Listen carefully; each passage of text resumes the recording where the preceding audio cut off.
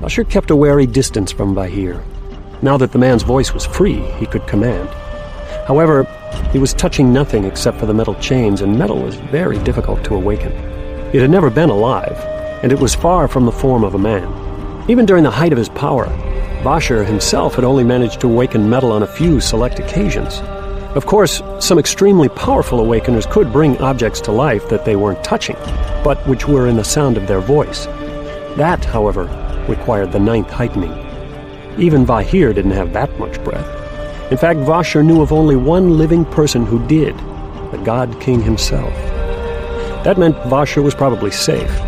Vahir contained a great wealth of breath, but had nothing to awaken. Vasher walked around the chained man, finding it very difficult to offer any sympathy. Vahir had earned his fate. Yet the priests would not let him die while he held so much breath. If he died, it would be wasted, gone, irretrievable. Not even the government of Hallandren, which had such strict laws about the buying and passing of breath, could let such a treasure slip away. They wanted it badly enough to forestall the execution of even a high-profile criminal like Vahir. In retrospect, they would curse themselves for not leaving him better guarded. But then, Vasher had been waiting 2 years for an opportunity like this one. Well? Give me the breath, Vahir. I doubt you have the skill of a God King's torturers, Vasher. And I've withstood them for 2 weeks now. You'll be surprised, but that doesn't matter. You are going to give me your breath. You know you have only 2 choices.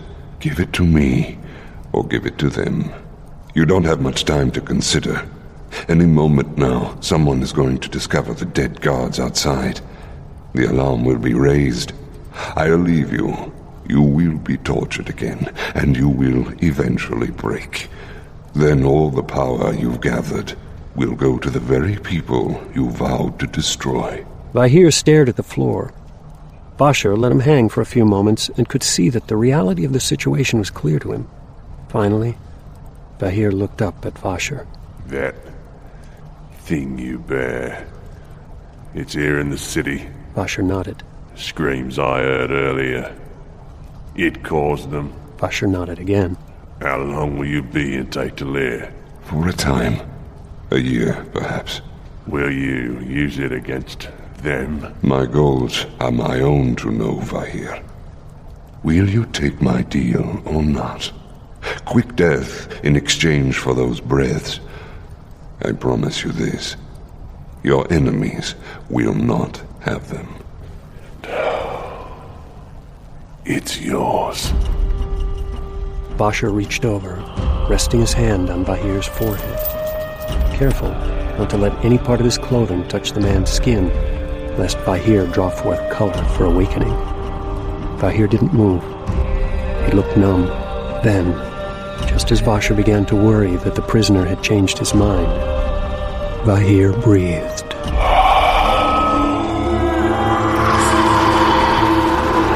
The color drained from him, the beautiful iridescence, the aura that had made him look majestic despite his wounds and chains.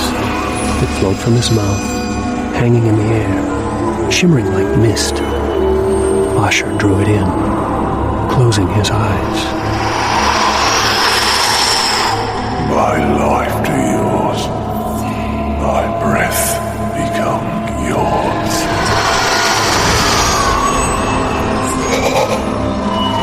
The breath flooded into Vasher, and everything became vibrant. His brown cloak now seemed deep and rich in color. The blood on the floor was intensely red, as if aflame. Even Vahir's skin seemed a masterpiece of color, the surface marked by deep black hairs, blue bruises, and sharp red cuts. It had been years since Vasher had felt such life.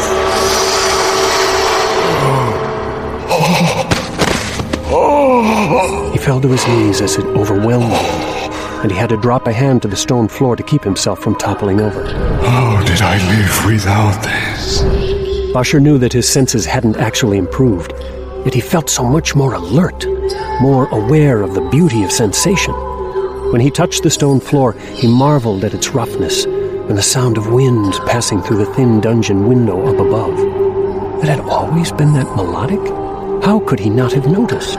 Keep your part of the bargain. Vasher noted the tones in his voice, the beauty of each one, how close they were to harmonics. Vasher had gained perfect pitch, a gift for anyone who reached the second heightening. It would be good to have that again. Vasher could, of course, have up to the fifth heightening at any time if he wished. That would require certain sacrifices he wasn't willing to make. And so he forced himself to do it the old-fashioned way, by gathering breaths from people like Bahir. Vasher stood, then pulled out the colorless scarf he had used earlier. He tossed it over Bahir's shoulder, then breathed. Vasher didn't bother making the scarf have human shape. Didn't need to use a bit of his hair or skin for a focus, though he did have to draw the color from his shirt.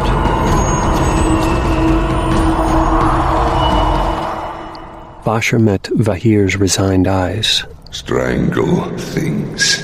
Vasher's fingers touched the quivering scarf. It twisted immediately, pulling away a large yet now inconsequential amount of breath. The scarf quickly wrapped around Vahir's neck, tightening, choking him. Vahir didn't struggle or gasp. He simply watched Vasher with hatred until his eyes bulged and he died.